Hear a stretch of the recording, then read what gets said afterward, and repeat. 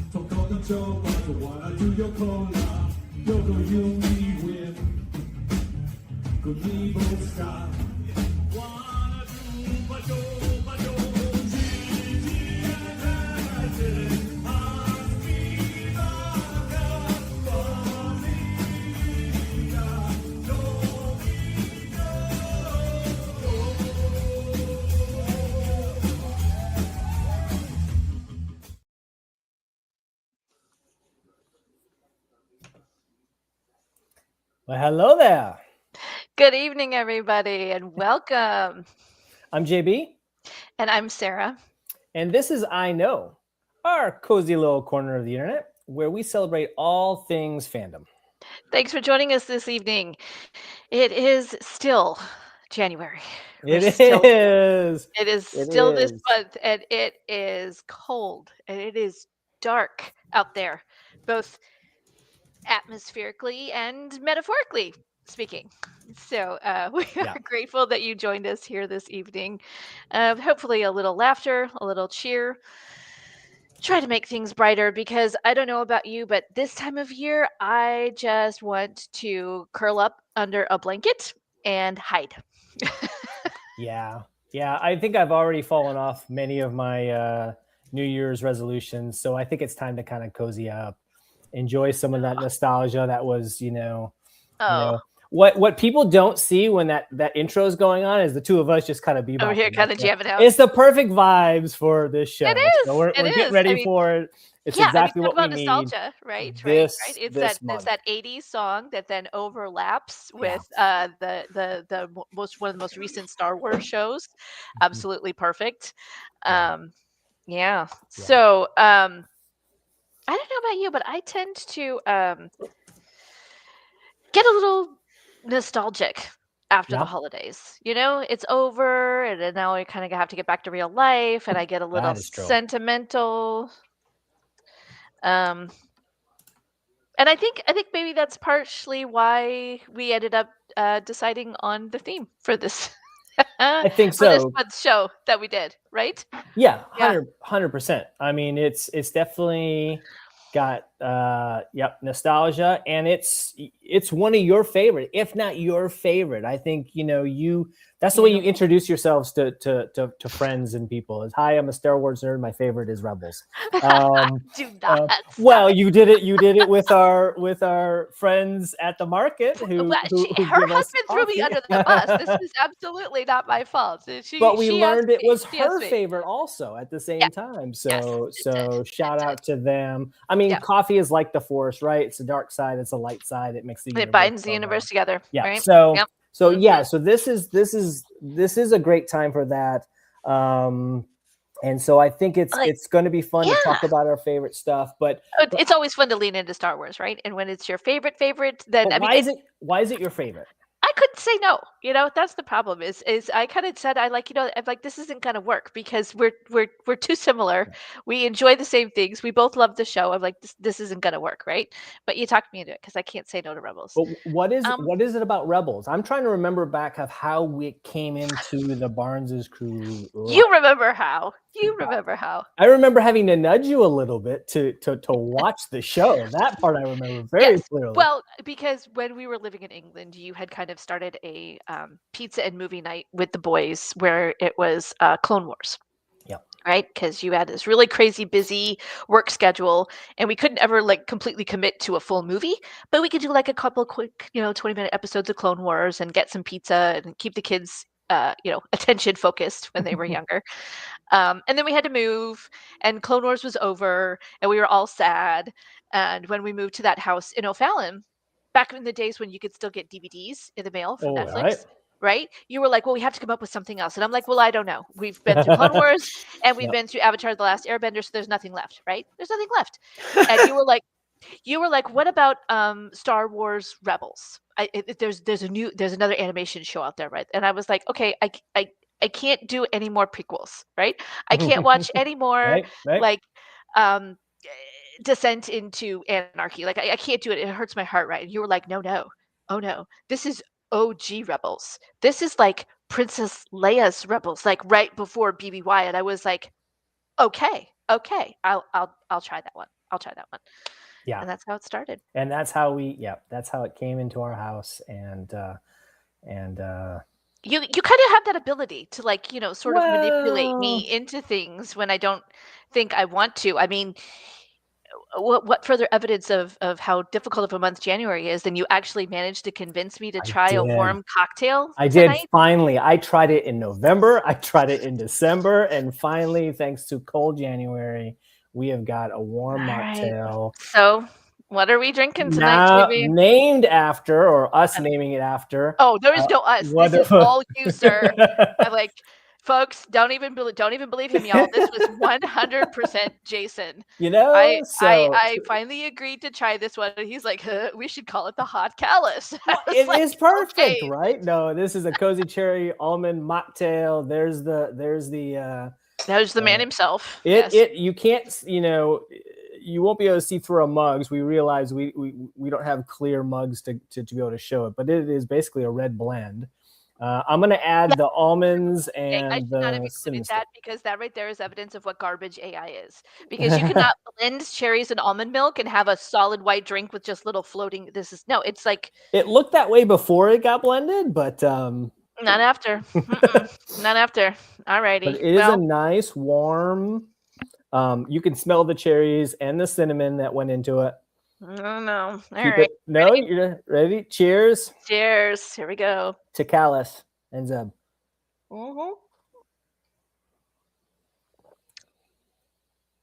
So it's not as sweet as I was expecting. I was expecting something really, really, really sweet when you throw it together. What are you thinking? Yeah, especially because they put the honey in there. I don't know how I feel about this. I like it. I mean, at least it doesn't taste like cough syrup like last time. It could be worse. I don't hate it, but I'm still not sure if I'm on the board with liking it. I don't love it the way I love Rebels. Let me tell you that.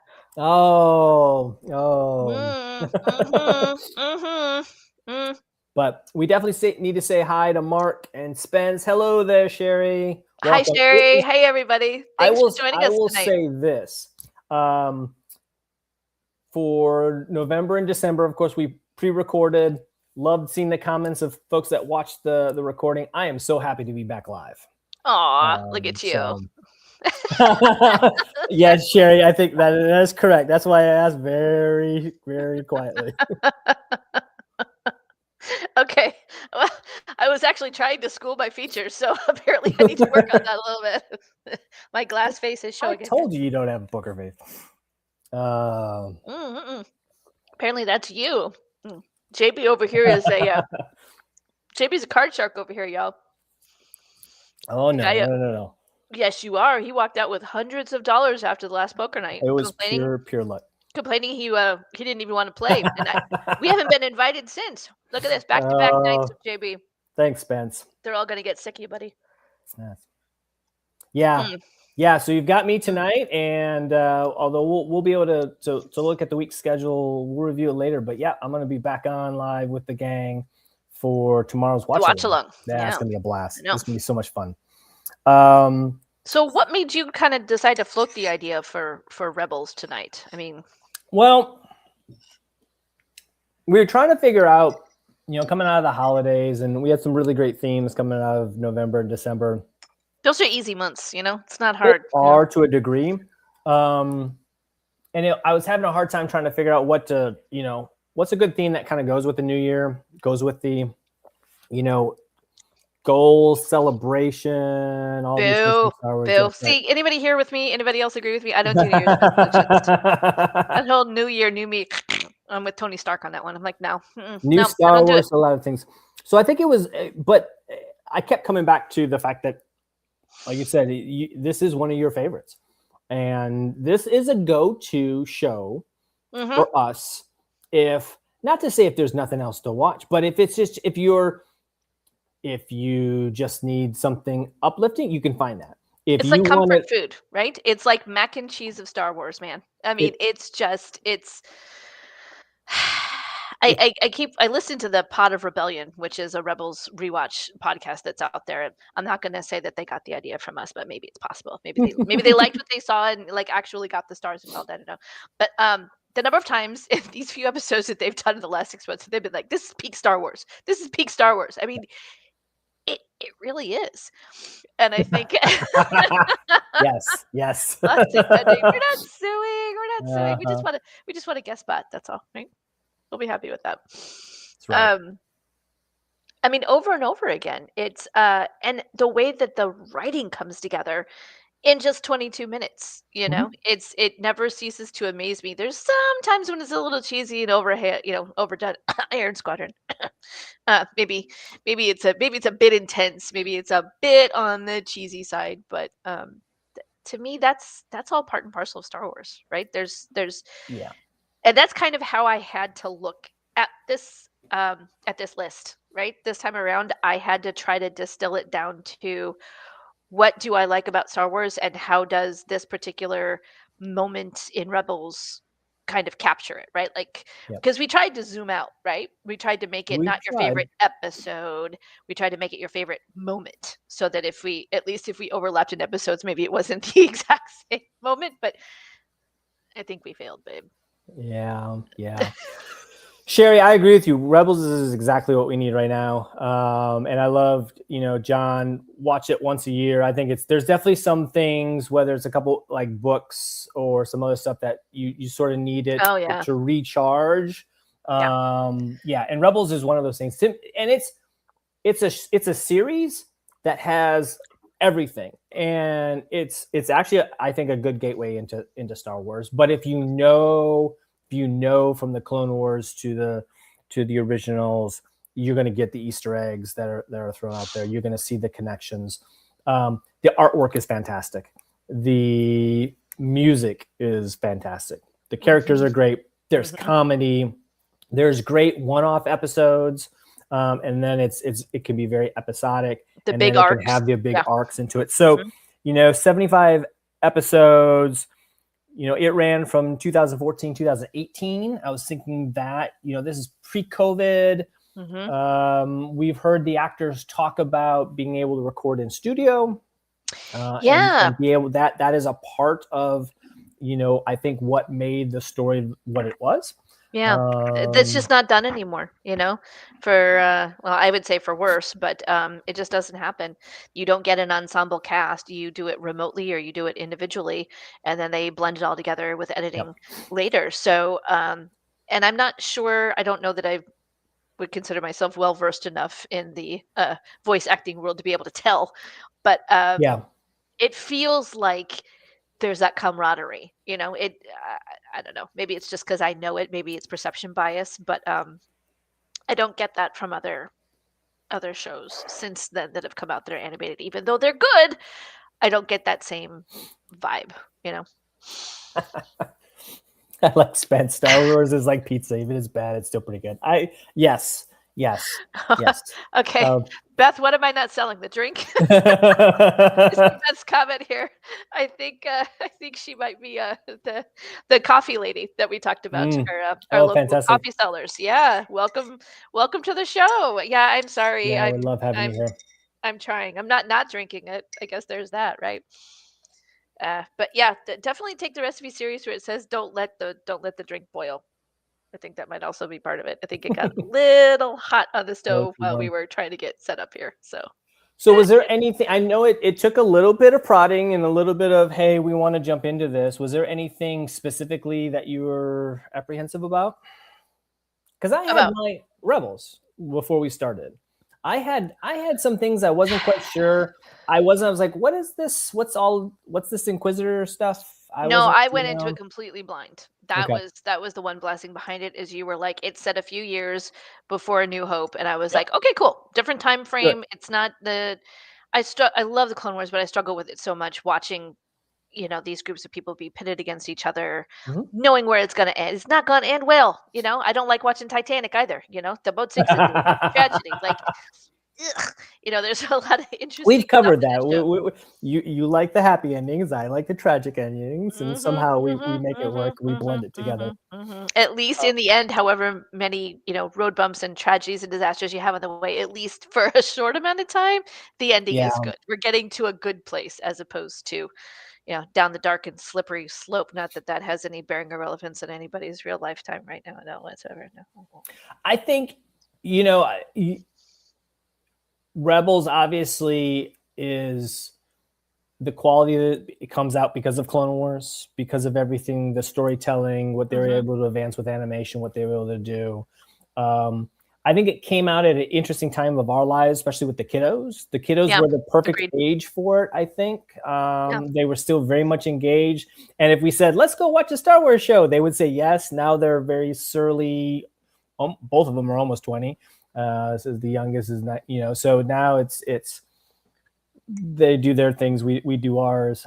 So I'm trying, man. I really am. I'm trying. Because once I put it down, I'm not picking it back up again. I gotta tell you that right now. There's some really good cherries at the bottom here. I think I gotta fish out. You gotta get. But it's not the best origin story for Rebels ever for us, because we were not following it live in time. But it worked out so perfectly for our family. It brought us such joy and such connection, and the timing is exactly where it needed to be, that I can't regret it. It's not we didn't have that excitement of like waiting for it every episode come out live and talking with people as it was happening. But we got Rebels Recon on the discs when they came on the DVDs, right? Yep. That is my one disappointment, is that you can't find those on Disney Plus. What is up with that? I don't quite understand them. I don't understand. There's a lot I don't understand, but anyway. That's one of them. Maybe Rebels Recon was fantastic. Disney. I'm sure there's licensing involved. Writes something. I don't know. There's people smarter than us that could tell us exactly. I don't know about smarter, but they certainly know more minutia than we do when it comes to legalese, right? Yeah. But it was a great.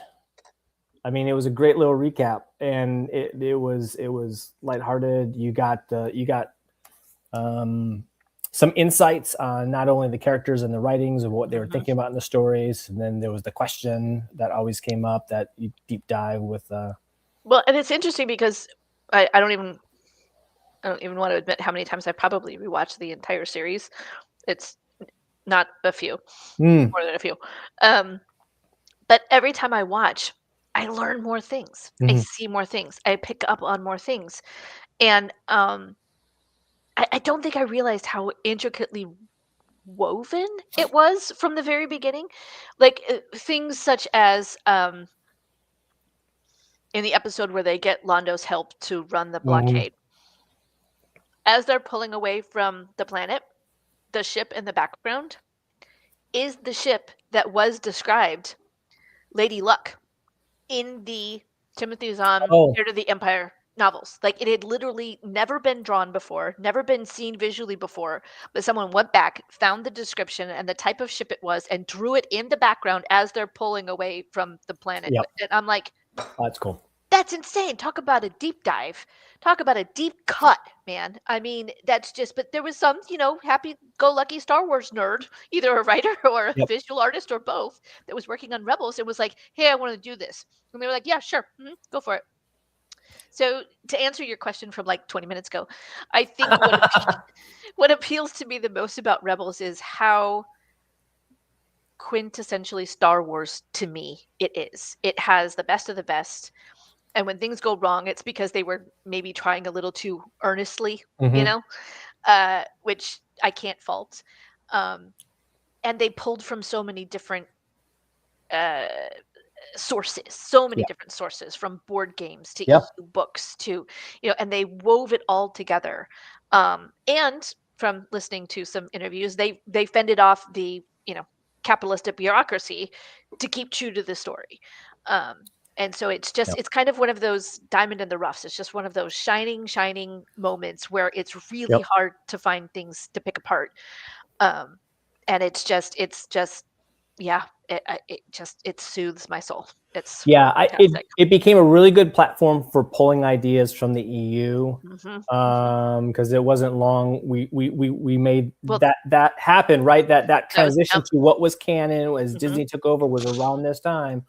And so this made a good platform to bring those ideas to light, and I think overall do them and the fandoms of those worlds and those characters justice. Highly recommend Rebels Recon. There's Sherry. Hi, Paula. Yeah. It's good to see you. What's Go ahead, fire your question. I can't promise a good answer, but we'll give it a shot. We'll try. Sherry. I don't know. I'm actually thinking about seeing if like my local library might have the DVDs available, so that I can go back and watch it, because I cannot. Maybe it's on YouTube. They're on YouTube. Not there. Okay, I'm pretty sure they're still on YouTube. Well, I used to watch them when we were doing Rebels Revisited. I always watched the Recon. Because it was the thing that gave you the quick summary of the episode. That's and great. Andy's voice is just very soothing. I love Andy Gutierrez. I love her. And I always loved how they just cornered Pablo Hidalgo and like peppered him with questions. And I was like, that is what would happen if I ever met them. It would be like, and by the way, and this one, and then and like, wait, let me write this down. Yeah. So, yeah. Yep. Love those. So alrighty. Well, should we get into it? I think we should. And it's I'm going to fully admit, I found this harder than I expected. Oh, I knew it was going to be hard. There was a whole lot of swearing going on in our office here as we were attempting to figure this out. I know. Because I looked at the list of episodes and I was like, oh God, wait. I forgot that episode. It was tough to draw the line. I've got some, I'll call them meta thoughts at the very end as I looked at my list and went, okay. So that'll be kind of fun to talk about. And I'm ready whenever you are. All right. Pardon the technical difficulties here. Please hold. I am on camera accidentally. This layout is not. It's the voice of the Force. That's right. Great voice of reason. And Paula, it's let us layout. know if you got. It's great to. There we go. Almost half of it. Oh, we're so close. All right. Filling in for JB. Hold on. I can just. I have to drag. No, I have to remove myself. Hold on. I've been upgraded. This is so embarrassing, you guys. This is like. Hold on. This is the team effort. Yeah, it's not like I know how to do it, so I don't have any complaints. I'm not going to criticize anything because I'm going to be in charge of pushing the button. From Mark to Jeff to Dave, putting the stuff together to the marketing all the creative teams, designers, the marketing teams, Aaron and AJ. We're just the ones who get up here and talk. That's pretty much all we managed to do. We have the easiest talk and argue and debate and. Yeah, unfortunately, this was one of those things that sounded good, I expected with the variety. Well, it's why we said moments too, is to try to, rather than favorite episodes. I mean, there's 75 episodes, so that that's hard enough. But we just have too much in common when it comes to this show. There's just like shared life experiences that make it really difficult to try to separate it out. Yeah, and then so what I had to do for me in order to just even try to narrow it down, I had a long list, and those were just ones I actually wrote out. I had to delete a bunch of those, and then I would see other episodes, and I was like, "My God, I love that episode!" No, no, no, no, wait. So I had to take it from an angle of what I love about Star Wars and how it was exemplified in this particular bit of Rebels, basically. So each one of them kind of is a, I guess, I don't know. I don't want to say epitome, but it's a shining example, I guess you could say, of the things that I love about Star Wars, and it's a really good way to showcase that, I guess you could say. Yeah, that makes sense. Favorite line of Rebels is "They do fly." Hey, almost there. Almost there. Now I'm the slideshow. You are front and center. You are the slideshow today. I love it. Okay, I see what I'm gonna do. We're gonna switch. There we go. And then... Hey! Yay! We got it. We are there. We are there. Okay. All right. There we are. The Lost Commanders. Yay! I know. Yep. This was one of the ones I deleted off my list. Okay, good. Good. You hinted at this the other day. I couldn't believe you started bringing this one up. Well, part of it was in the podcast. We were listening to the podcast. I know. So we had to talk about it. Yeah. Mm-hmm. Yeah. So, I mean, I love the Clone Wars. And so, at this point in time, I think it's interesting to think back to the fact that we actually don't know right now their fates. No, because we don't have season 7 yet of Clone Wars. And so there's speculation. And so the fact that first we get Ahsoka, and then we get end of season 1. Yeah. Then we get the early part of season 2, the Lost Commanders. And this is great. I remember this episode with the kids because they're using that stupid little tactical droid's head, right? Yeah. And he just starts repeating the number 7567, 7567, 7567, and that's the only clone number I did know, and I was like, oh my god, it's not. I'm like, was that his number? I'm like, I think it was. I'm pretty sure it was. Oh my god, is it coming and landing on the planet? Mm-hmm. Yeah. And listening to D. Bradley Baker talk about this, that he's like, they kept trying to talk about, you just canceled Clone Wars. You just left us hanging at the end of season 5. Aren't you going to do something? Even after they did those little short arcs with Netflix for season 6, he'd been told the creative pipeline is broken. It's gone. It's been disassembled. It can't be put back together. We can't do this, and so I can only imagine the euphoria for the people involved, Ashley and Dee and everybody, to actually just be able to bring in those bits and pieces a little bit like that. So, well, and this is a great episode for me too, partly because of the music and the nostalgia to Jaws, both in surprise. Jason likes the Jaws movie. The way it looks, I know, right. So those aspects of it too, and what surprised me. And again, we haven't seen the beginning of the Bad Batch, so we don't know Kanan's story too well yet. Mm-hmm. But the animosity between Kanan and the clones, and that's going to carry on in the season, at least for a little while, which causes tension with Ezra down the line. That was a neat story.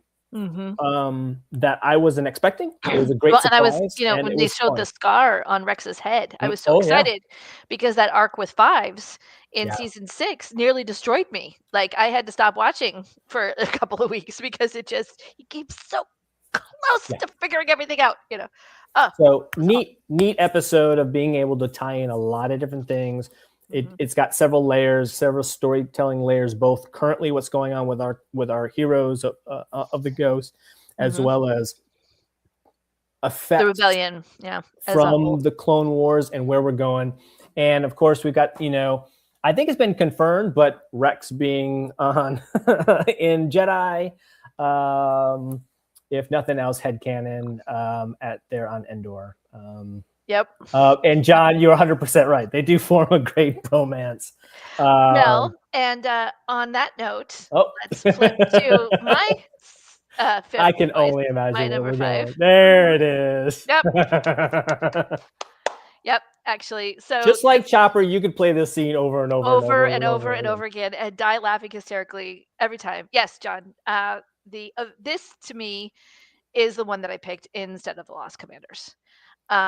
Because this was finally a turning point where the two of them were kind of able to air their grievances a little bit. And Ezra finally got an opportunity to tell them both, "You're making me crazy." And this particular scene is the one where that's not been proven. It's not actually listed anywhere. It's not actually listed anywhere that he's the voice of Chopper. There's no physical evidence of that whatsoever. It's himself, right? It's himself. I think that's everything. I'm sorry. That's all you need to know.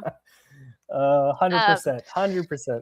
This particular scene for me represents the humor in Star Wars, which is always my favorite part. Ezra has just broken out of the Imperial holding cell all by himself, taking out a bunch of stormtroopers, and is coming around the corner and sees these stormtroopers rushing him. And of course, as the good little Jedi Padawan that he is, he stuns them.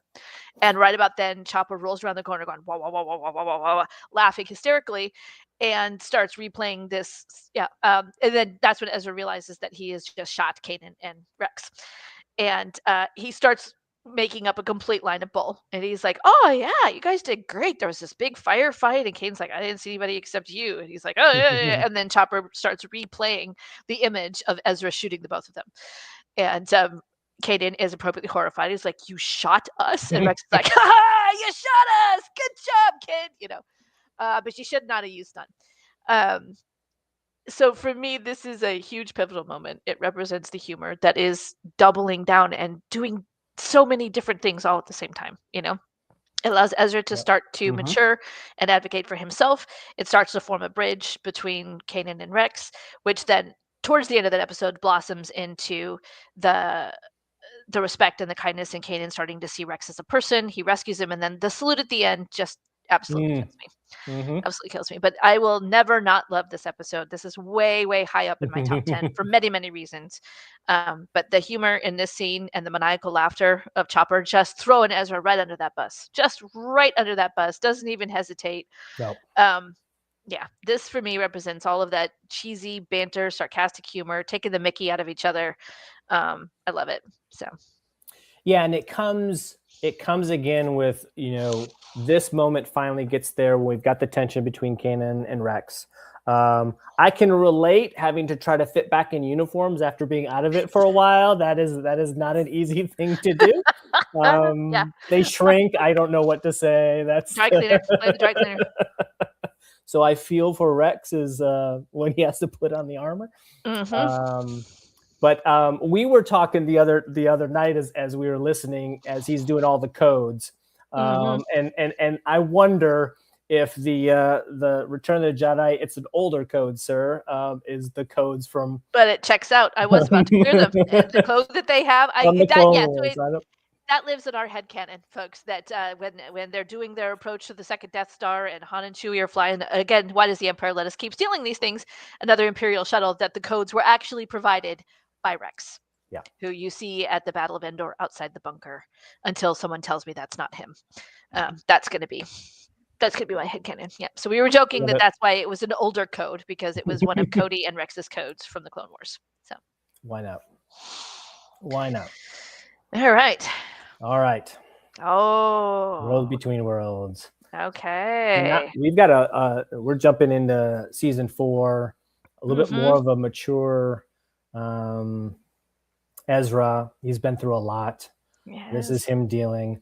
I think for me, and I debated about pushing this actually up even further on my list. But I do think some of the best Star Wars lives at this intersection of what's explainable and what's mystical.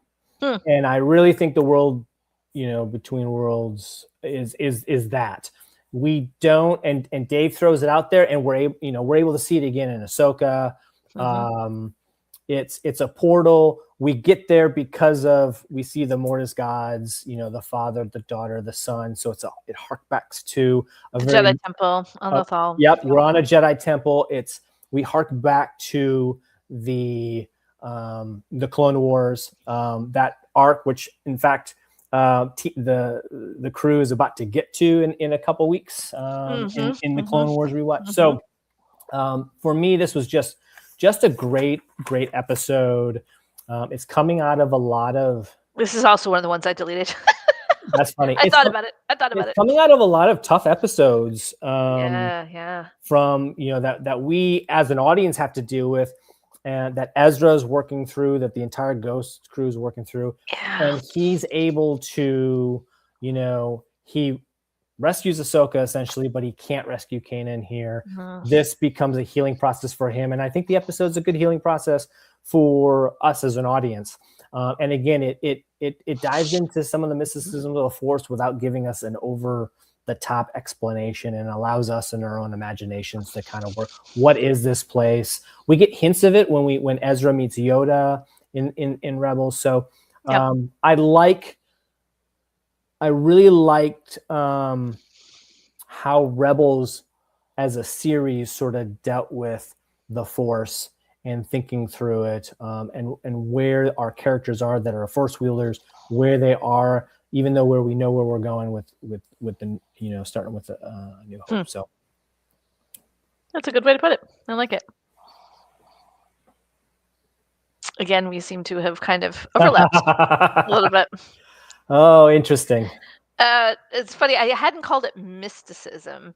I was thinking of it in terms of mythology, is what I was thinking of. But for me, the mythology of Star Wars is incredibly well represented in the Bendu that we get to meet in season 3 early on. And of course, again, like so many of them, this serves multiple functions because it's Tom Baker, who was immediately recognizable, which overlaps with our Doctor Who fandom, right up there with Hu Yang and all that kind of stuff. And I mean, I've read the treatments that George Lucas originally wrote, and they were called the Jedi Bendu originally, not the Jedi Knights. So just so many incredible things overcoming here and overlapping and interchangeable. And for me, the Bendu representing the one in the middle, right? Like, I don't take sides. It's not really a concept I understand very well. I don't get the not taking sides. That's a pretty difficult concept for me. So there's a lot of me sitting and listening very intently, trying to follow along with what the Bendu is saying, because it is just not the way the dichotomy of my brain works at all. I'm always taking the side. Yes, no, right, left, black, white. I don't like the gray. And so this was a very... it kind of resonated with me a little bit. I was sort of right up there with Ezra, like, what are you talking about? And watching Kanan try to find his way and quiet and listen to the inner voice rather than relying on his external senses. And then, of course, he ended up being the key to defeating Thrawn in the 3rd season. And overall, actually, in the very end, his prophecy, his connection to nature, so this sort of, that's an interesting comment there. Had a little too much ego for a neutral force. That's an interesting comment there, Scott. Yeah, I can kind of see it. I was thinking of it as more, he has age. He's been around for a long time, and he's really tired of these little, basically minnows who live a fraction of a time in comparison. Showing up and barking at him and telling him he's got to hurry up and go do this and go do that and go do the whatever. And that's a good thought, John. He's their Yoda. Yeah, in a way, maybe kind of the anti-Yoda. Yoda meddled an awful lot. He got all up in everybody's chili until he couldn't. Until he couldn't. Yep. But the Bendu sort of, it made it seem like this was always his choice, as opposed to the self-imposed isolation that Yoda had to go into. This was always where the Bendu was. That's where he wanted to be. He wanted the quiet. He wanted to not be disturbed. To me, he was a being that saw things in meta terms. He sees seismic shifts. He sees continents moving as opposed to the small individual squabbles that keep popping up. If you're looking at life through a span of 3, 4, 5,000 years, how many galactic wars had happened in that time span? I don't necessarily agree with his point of view, but I can absolutely understand how and why he got there. And when he did deign himself to get involved, it was the end of him. So maybe he kind of had a point. Interesting. Yeah. Interesting. So for me, this was definitely the mythology aspect of it of Star Wars. I thought that can't wait to see what you have next. Particular character, as it moved through the seasons, brought up a lot of those philosophical questions really well. Well, as we like to say in the show, we'll put a pin in this one. Okay. Come back to it. Okay. Interesting. But it is interesting where we put it. All right. No, come on. Absolutely. I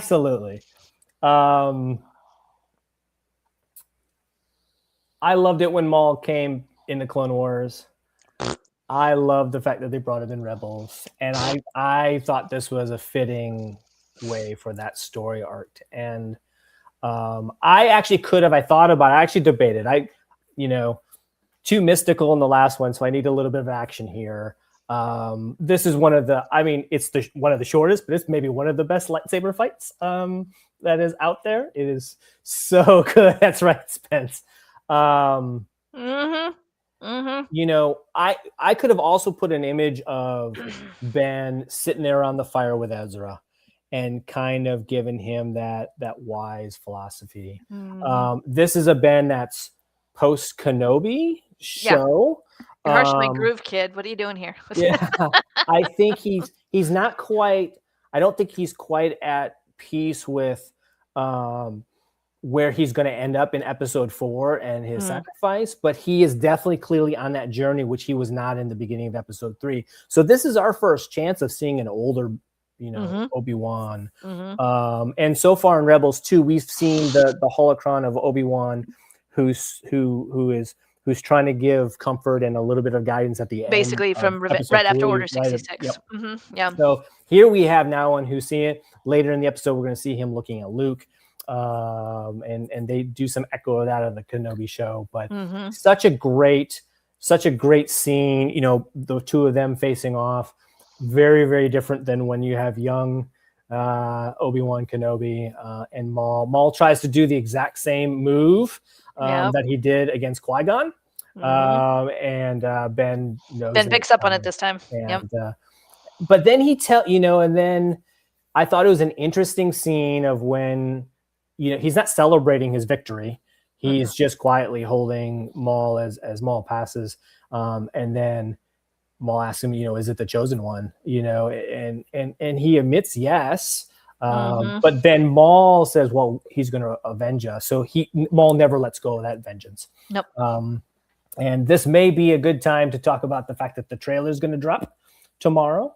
And our own Colin Weaver is going to so be on the lookout, folks. He's going to be doing a deep dive on that from Life at Lightspeed tomorrow. So so when the trailer drops, keep an eye on our group, on our page, because if you are interested in it and looking for a breakdown, then Colin is your guy. And they bring Stephen Stanton on to do the voice because he does a really, really great, very close to Alec Guinness. It's remarkable. I liked it. It was a really interesting blend between the two, somewhere between James Arnold Taylor and Alec Guinness. Yeah, because you could hear remnants of both of them because they still had a couple years to go before you get to the Alec Guinness age. So, for the trailer breakdown, definitely join us for that. So it's a very good time to bring it in. Yes, it is. Oh, arrives. Look at her. I know, right? I'll ask the question. Is this the first time that we see the double the white lightsabers? I think it's the first time we see her using them because that was kind of the thing for me. I would say this is more. It's kind of what you were saying with the Lost Commander. For me, this was the moment that I'd been waiting for since the last episode of season 1. Like it's been 10 episodes, and the Potter Villainess did it really well. It's like, put me in, coach, put me in, coach, put me in, coach, because we keep seeing Ahsoka popping up, but she's just standing there and talking, She's doing her fulcrum duties. She's moving the chess Ahsoka pieces around. Now, right? Well, I'm like, that's actually a good question, right? And interesting story question. She sends him, to the I can't think of the name of the planet right now, but she sends him to find the children, the future of the Force, the babies that have been ratted out to the Inquisitors. And she's, wandering through the ship and looking at all the damage and, trying to figure it all out. And then like arrives in like the most incredible manner. And so for me, this was the next step up from the clones because she shows up and she kicks their asses. I mean, it's like you've been waiting for this moment and yep, there she is. That's my girl. There she is. Yeah. Yes, she did. She was amazing. And it was like everything I'd been waiting for since we watched her walk away at the end of season 5 in Clone Wars. And so she's back and then she just hands them their asses. And I'm like, yes! It was just that. I guess I would say that it's got kind of that hype moment in Star Wars where something happens and you're like coming up out of your seat and you're yelling and screaming and clapping and cheering. And so it's that kind of little kid excitement when the good guys win kind of thing, So there were a lot of moments like that for me in Rebels. But I think probably, again, warning, nostalgia factor. This was it for me. It was this moment, and she came in, and she was just, and then she, winks at Ezra, like it just kind of takes some of the edge off. Like, okay, I don't have to worry. I could just sit back and enjoy and watch this because it's gonna go the way I want it to go. Like it's that little rah-rah moment you need in Star Wars where, the good guys are going to win, and I don't care how Spielbergian it was or anything else. It was fantastic, and I loved it, and I needed that. So for me, it was that, yes moment. So I've said this many, many times, Lucas and really all Star Wars does some really great storytelling through action. And so whether it's pod racing or lightsaber scenes, there's a lot of storytelling that's going on when she arrives on the scene because there's a level of difference of how you can wield the Force, wield your lightsabers between who the Inquisitors are, who Ahsoka is, and her backstory, not only fighting through the Clone Wars, being Anakin's apprentice, what she's learned since she's left the Jedi Order, where Ezra is and where Kanan is. And everyone is on different journeys. And that entire thing comes out in this scene because you have like 30 seconds. Right. And that is because up until now, the Inquisitors have been scary, right? Like Kanan and Ezra are on the back foot. They're kind of running. They're kind of scared, whatever. And she just comes in and just smokes everybody. And you're like, oh, okay. Yep. That's what I thought. More than being able to say, well, this person's better than this person will win a fight. It's where you are at in your own journey, where Ezra is at. Where is he going to go when we get to, season 3? When we get to where he doesn't have Kanan anymore, where does he need to go? What does Kanan need to do on his own Jedi because he lost his master at such a young age? He never went through it. How does Ahsoka deal? Well, it epitomizes the difference between where they are, right? Because Ezra has just been basically raising himself on Lothal. Yeah. Kanan has been trying to keep his identity a secret, and he never actually attained the rank of Jedi Knight before Order 66. So he's basically trying to teach from the position of being a student. This is a woman who was raised as a Jedi and trained under Anakin and Obi-Wan. Like, sit down, Inquisitors. Just sit down. Like, so all of this is here in this one scene, and it just flashes right through in 30, 45 just like seconds. There's a ton of storytelling in the episode 1 lightsaber fight between Obi-Wan Maul and Qui-Gon that Dave Filoni could explain way better than I could, so I won't even try. And does in Mandalorian Roundtable. Watch the behind the scenes stuff from season 1. It's fantastic. Yes. Go see it if you haven't. So that was the choice for me on that one. All right. Speaking of Ahsoka, so I feel like we sort of went to two different ends almost on her story. You got the big entrance. This is potentially, at least if you're watching in real time, this is the end. This is her. She finally faces the reality that Anakin has become Darth Vader. It's sort of a little bit of a through line when we see her and Anakin, or and he's like the apprentice lives. So we get that, and this is now finally the confrontation, and I think this is her. This is her kind of sacrifice moment, because she's now going up against. She's trying to face her own demons. She's trying to face the demons that Anakin has succumbed to. She's trying to protect Ezra and Kanan. This is a big episode of where we end up. Yeah, it's the one that doesn't matter where they are or what they're doing. If we play it, the kids will show up and watch it. That's true. Especially the ending. If they're kind of drifting through the room, they'll be like, oh. Yep. That never fails. This comes on and you can just feel their presence kind of hovering around back behind the couch. They got to watch it. This is a fantastic couple of episodes. I absolutely agree. But in absolutely no way is this can this be called my favorite. There's nothing nice about this episode at all. It's nice. Horrifying. It is heartbreaking. It is all those things. No, it's just not my favorite. Not even close. Not even close. Could not. This was not an option anywhere. I mean, I remember very, very fond. I think we watched this episode while we were in O'Fallon. I can sort of picture the living room, us sitting in there, and there were probably tears. I was very upset. I was not okay. And the worst part was that this was the end of the day. We didn't have any more discs. We had to wait till they came back in the mail. That's true. We did. I was really mad at you. I was very, very unhappy. You weren't getting to World Between Worlds for a while, and no one. Nope. Nope. We get, but other beats in this episode is obviously we're dealing with the Sith holocron that Kanan gets blinded. Kanan's going to get blinded. We meet Ezra Maul. Decides to go to the dark side. I mean, this was not a nice episode, folks. No, There's this is a tough favorite about. Look, this we one. talked about tragedy and and the two of us and where we fall in other episodes. So nope. Yeah, I agree with you.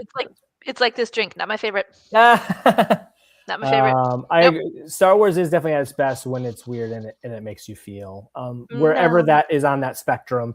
But I do, I think it will stab you in the heart time and time again. It'll lift you back up later on. No. But it will whether you're sitting there watching the end of Rogue One, it will. This is one of those powerful episodes, and like you said, it is several episodes, but what they can pack in 22 minutes, and what they can do with animation, the music, so. Nope, not doing it. Not doing it, Spencer. I'm done. I put it down. I said I put it down. I'm all done. All right. So, how did you work your honorable mention? I haven't done my number 2 yet. Oh, you haven't? Sorry. Wait a minute here. Okay, let me look at it. I think Obi-Wan's got the high ground. He does. It's if like I squint. Excuse me. Yeah, he does. I'm surprised by this. I was not. Are you really? Yes, I am. Oh no. Maul finally freaking dies. Of course that's high on my list. Finally. God. I'm glad we had 2 different pictures though. That was good. We did. Mine's better. Yeah. No, this one was way high up for me. And this kind of covers 2 parts of it for me. Number one, it's when I actually get to meet Sam Witwer, I'm going to have to tell him this, that I really appreciate the fact that he hung in there with this character for as long as he did, all the way through Clone Wars and into Rebels, because it actually took until the end of this episode. It took till this episode for me to actually start to appreciate the character of Maul. So in that respect, what I really appreciate about Star Wars is the evolution of characters. Yep. Even ones I don't like. For good or for ill, they can make me reevaluate, rethink, reshape what I think about that particular character. This episode was phenomenal in revealing the tragedy of Maul. Actually made me feel something for him, whereas before it was always whatever, go away.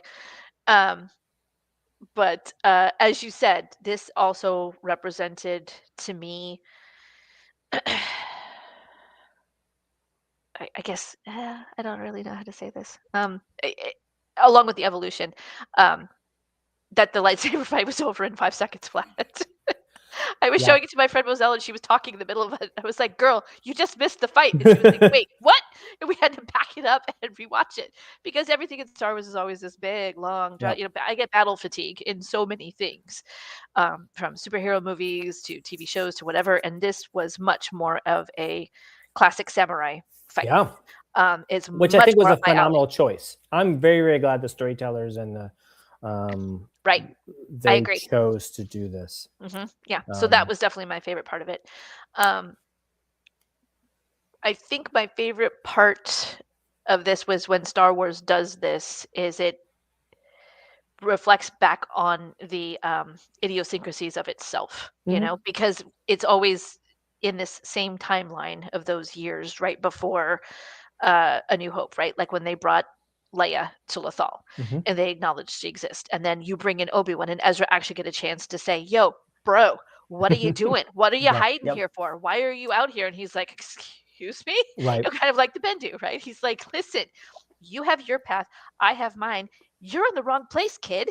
Get out of here. You know, so it was just kind of that you address the fact that you're sort of trying to insert new stories into existing timelines and that you can acknowledge both and that both can exist at the same time. Yeah. Because to me, as this franchise keeps continuing, we're going to keep having overlaps. We're going to keep having, sadly, retcons in ways and shapes and changes and bringing in other ideas and transforming them. And so to me, this sort of represents a way that it's done really, really well. And hopefully, fingers crossed, people take note of it and attempt to try to recreate that same mentality as we move forward. So I agree with you that it was really good, but obviously mine's better. So you should have moved it up higher. Should have been up higher. Oh, okay. So now honorable mention to me first. All right. No way. Yes. You. Out of Rebellion. Not sponsored. Not sponsored. Not sponsored. Not right. I do think I have you to thank for this. I think it was you who brought this. So I will, just like you had to admit that I brought Rebels into the family. You brought the pod. It's great.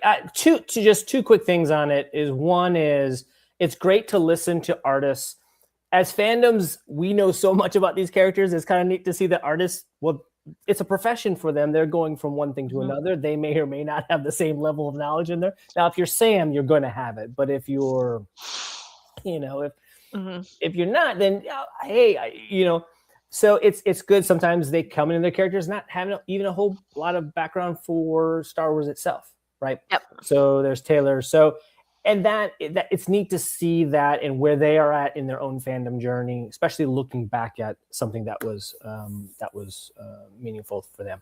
And two, you mentioned it already, but I highly endorse that. I think that the Rebels Revisited crew needs to show up on Pod of the Rebellion on an episode. So that would be fun. That would be. We should try to make that happen. I'd enjoy that. That would be fun. Now right. Okay.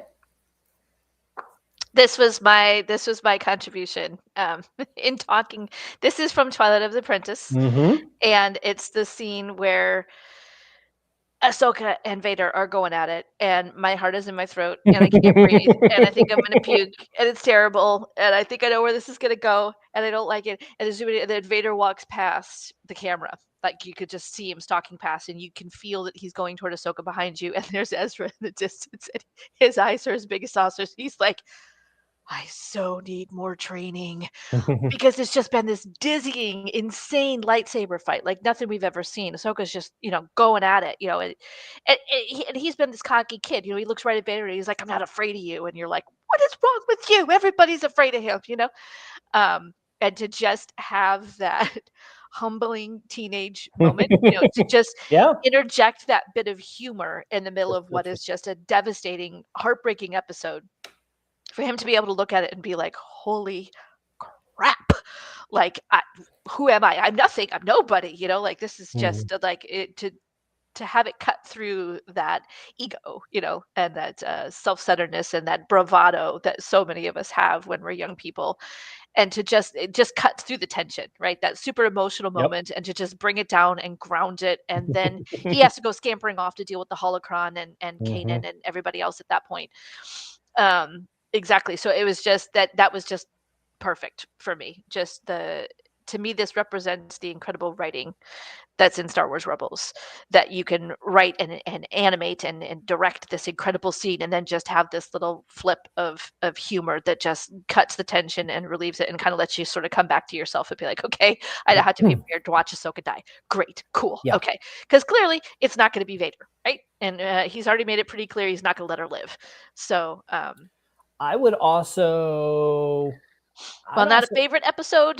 This was my favorite moment in a very, very dark, sad, terrible, tragic episode. So. And I think it's definitely really a part of Ezra's character. Mm-hmm. And I would argue it's giving us a little bit of foreshadowing the fact that Ezra is going to come up with a pretty neat way of dealing with Thrawn. Mm-hmm. And you hinted at with the Bendu's prediction, because it's not going to be a big lightsaber battle. We're going to come in this big, mano-a-mano battle. He figured out a different path. And they haven't figured out the Death Star yet, so it's not going to be a big one of those, so what's it going to be? Yeah. And that is one of Ezra's superpowers as a character. And that you see that in this moment with him as he's watching Think it outside the big fight between two extremely powerful Jedis is he realizes how to adapt. And he's been adapting, he's his whole life. He's been adapting from birth. So that was it for me. Not really a favorite moment, but I appreciated that very much. It saved my sanity. So, all right, number ones. Are we ready? So I said we're gonna have the pin. So this is seriously. I love the Bendu. But you've actually captured a lot of the things, right? It's he's the one in the middle. It's Tom Baker. It is coming when Kanan he's injured. He doesn't know what he's doing. He can't tap into the Force. He's got spiders. There's spiders in this episode. Yeah, I'm aware. I am such a huge fan of this piece and Kanan being able to find solace here.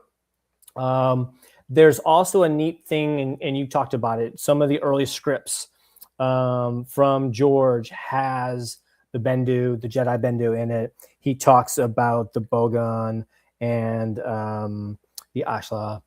So the light and the dark, those things were cut from when he does his, the original trilogy, but has been able to be weaved back into things, in this and other stories. So I liked it because it opened up some interesting conversations with us when we watched it. What does it mean to be in the middle? What does that pertain to? So I like where this lands again as a storytelling, as a way for Dave and the crew of Rebels to talk about the Force, which I'm going to fully admit there's a lot more Jedi and Force in Rebels than I ever anticipated. It's sort of one of the things that I expected because I saw the Mandalorian and the ship and whatnot. Because I'm of the mind, the end of the Clone Wars, Episode 3, there's really no more Jedis. We get the Inquisitors, we get Kanan, we get Ezra, we get the Master Apprentice, and we get it in spades. From Jedi temples to and so it's such a huge element from this. I thought the Bendu in this particular story arc was a good one to just sort of settle on. So okay, that's where I had it. Interesting. And I could watch and listen to Tom Baker, whether he's playing the Doctor or a mystical Force wielding creature all day long. That's funny. Yeah. Okay. Well, I think we covered that topic to death. Sorry. That's right. All right, you're number one. That's right. Oh, of course. Yeah. Yeah, of course. But actually, the reason that I picked this particular episode is because Vanessa Marshall, the voice of Hera Syndulla, actually, after Rebels was over and we saw the epilogue, pulled Dave Filoni aside and was like, "What the heck? When did Hera get a baby? Did I miss something?" She's like, "We barely ever even talked about their relationship." And Dave referenced this particular episode, this scene, and then one before it, a little earlier, they were trying to get all smoochy, and Kanan was asking her about, after all this is over, is there any you and I or whatever? And Ryder Azadi interrupts them. But the very, very beginning of the episode, Dave referenced there's like a sunset and Kanan's out in a field by himself and Hera's being kind of flippant and then they get real serious. And so basically This episode was when Jason happened.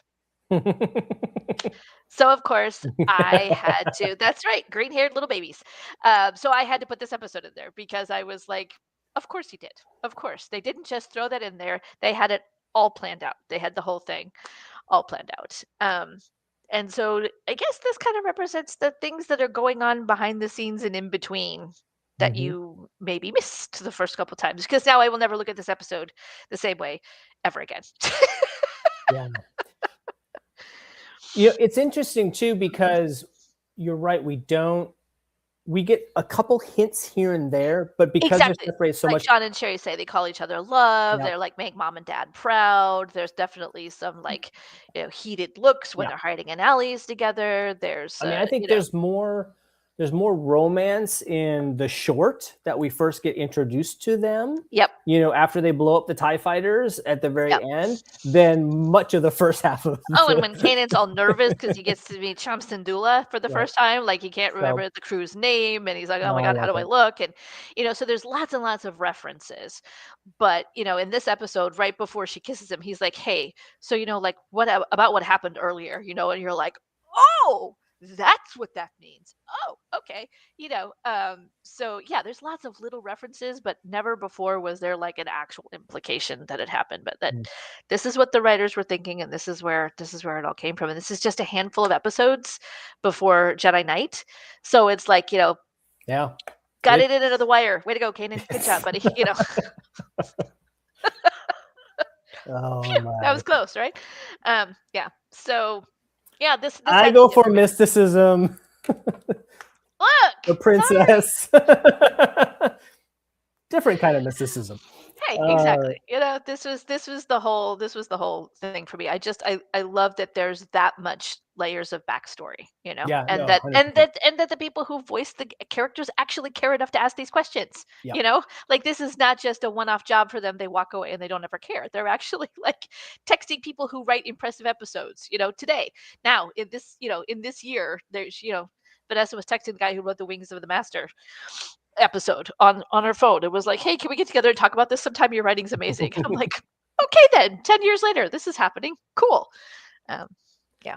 Well, we didn't think we could do it, but we actually did a top 5 plus honorable mention. Yeah, a little too much overlap, Jay, which is what I said was going to happen. So sorry if y'all got bored. there was, but not as much as I was expecting. So well done. Okay. I think we should propose that January of 27, we do our next top 5 for Rebels. Oh, how about our worst top 5 worst Rebels moments? I'm the not ones sure that just that. make us crazy. The ones that make us go, what the heck? Yeah.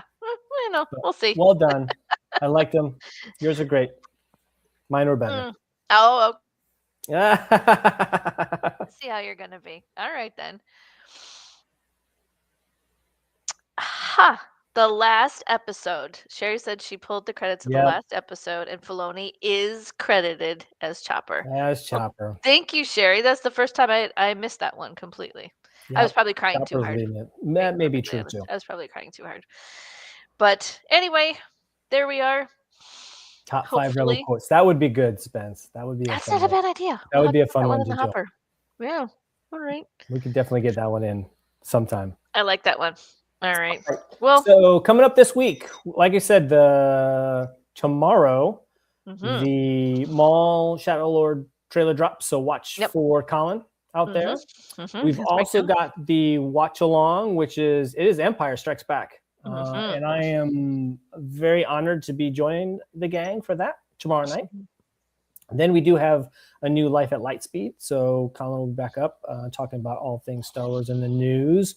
Probably more discussions about Maul. And then our Unifying Force crew, they'll be back up on Sunday morning. Doing some great deep dive stuff that is always fun with them. You, Princess, now you just last week daughters went, but you've got a neat episode coming up in a couple weeks. It's 2 weeks, I think, in February. Yep, 2 weeks in February. Ashley and I are going to be devoting the whole episode talking to the chief daughter of the galaxy, who is getting ready to step down, all about Kathleen Kennedy. Doing a deep dive into her tenure as president of Lucasfilm Limited. Yeah. So we are really excited about that. Can't wait to talk about all the things, the good, the bad, and maybe a few of the ugly along the way. And the incredible contributions that have been made in this first, I guess you could call it this first age, the first era of Disney run Lucasfilm Limited. Post George. Post George, yeah.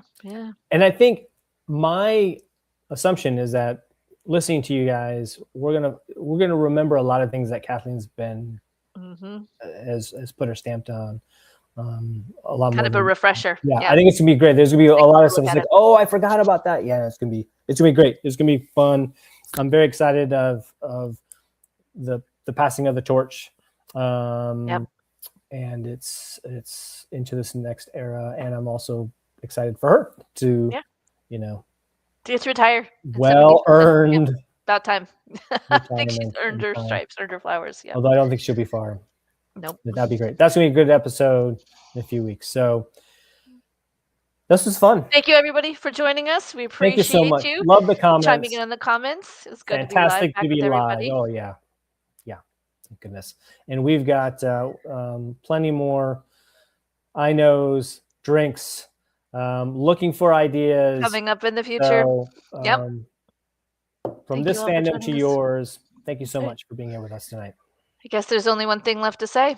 There is. I love you. I know. Good night, everybody.